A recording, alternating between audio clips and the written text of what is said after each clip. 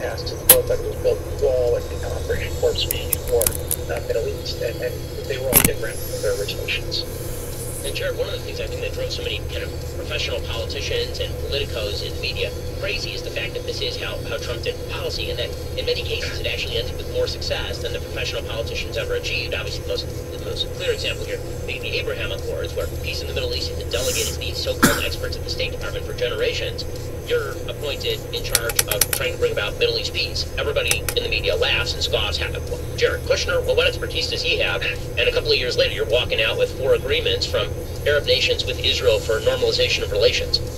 Yeah, so that's actually one of the ironies of the book, and I think that it's not that they were wrong, right? I wasn't experienced from a conventional point of view, but both the media, both Washington, the people in the media who cover Washington, are all from the same place. They think the same way. And what President Trump did is he came in with a different point of view. And so what we tried to do when we were doing this is we looked at things in a different way.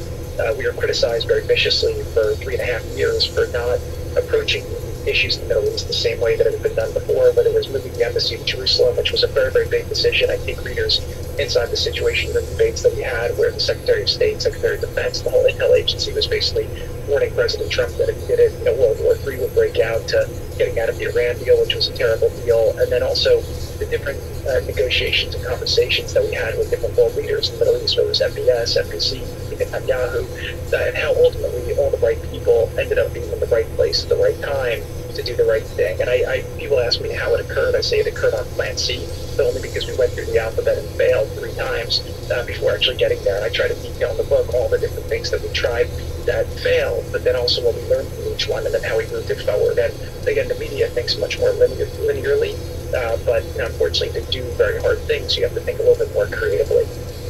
Speaking of Jared Kushner, his brand new book is Breaking History, a White House memoir. So, Jared, you became sort of the focus of ire, as we say, over the course of the Trump administration in the media. This is because the media have an unfortunate tendency to try and attribute to presidents as sort of a puppet master. So when it was George W. Bush, then it was obviously Dick Cheney in the background, Karl Rove in the background, was controlling all the strings. When it was Barack Obama, he was totally in charge. He's obviously, Barack Obama was a very cool guy. When Donald Trump was president of the United States, the media tried to make it originally that it was Steve Bannon who was pulling all the strings. Then eventually they settled on the narrative that you were behind the scenes pulling all of the strings. What did you make of that? What I found is that they're always looking to simplify things and to create a narrative that fits what they want to believe. And what was shocking to me was how much information asymmetry exists, right? The truth was often hiding in plain sight. And what's very funny is that the media always didn't understand my actions or what I was doing because they didn't fit with the narratives that they wanted to tell. But the actions were always very clearly in pursuit of an objective that I was trying to accomplish. Either I was tasked with publicly or privately. And again, that's why I felt it was very important to write this book, because again, people say all different types of things about the Trump administration. Some things people liked, some things people didn't like, but a lot of things got done. And for people who aren't from Washington, again, I'm not a Washington career person. I was a businessman. I went to Washington. I want people to see what it's like to be in Washington, all the nastiness, all the opportunity, but then how things get done and how different people react to accomplish different objectives. More with Jared Kushner in just one moment. First, the simple fact of the matter is that if you're a responsible person, you need life insurance. You just never know what's going to happen next. I mean, eventually we're all going to die. No one gets out of this thing alive, but you need to make sure that you're insured in case, God forbid, something happens to you, that your family is taken care of. Policy Genius can help this happen for you. Policy Genius is an insurance marketplace that makes it easy to compare quotes from top companies like AIG and Prudential in one place. Find your lowest price on life insurance. You could save 50% or more on life insurance by comparing quotes with Policy Genius. Options start at just $17 per month for $500 grand in coverage. Just click the link in the description or head on over to PolicyGenius.com to get personalized quotes in minutes. Find the right policy for your needs. Licensed agents at Policy Genius work for you, not the insurance companies. They're on hand throughout the entire process to help you to understand your options so you can make decisions with confidence. Policy Genius doesn't add on extra fees. Your personal information is private. Policy Genius doesn't sell your data to third parties. Policy Genius has thousands of 5-star reviews across both Google and Trustpilot, and options that offer coverage in as little as a week and avoid unnecessary medical exams. Policy Genius has helped over 30 million people shop for insurance. They've placed over $150 billion in coverage. Head on over to PolicyGenius.com, get your free life insurance quotes, see how much you could save. Speaking of Jared Kushner again, his book is Breaking History. So, Jared, some of the stuff the media have focused in on is, of course, the sort of political infighting inside the Trump administration. The way that the media tried to describe Barack Obama's cabinet, for example, is they suggested it was sort of a team of rivals, that everybody was working cooperatively. Obviously, President Trump ran things very, very differently.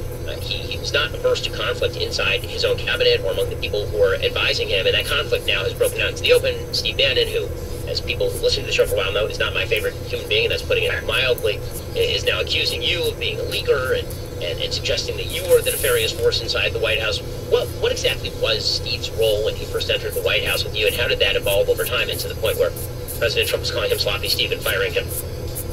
So what I believe is that there's nuance to everything, right? So the media tries to make things black or white, good or bad. You go on Twitter, people are wearing jerseys, and they're just, advocates for the different sides. But there's always a lot more nuance to it. So Steve was actually a great ally during the campaign. He was very talented at manipulating the media and trying to kind of push different things out there. When we got to the White House, it became more about uniting the different tribes to get accomplishments done versus the infighting. So a lot of what he was great at was fighting against the Republican establishment and, picking up these fights to put himself in that position. But what I learned is that, each party is really a collection of tribes, right? You have the Democrats and the Republicans, so you're basically a two, party country. But there's a lot of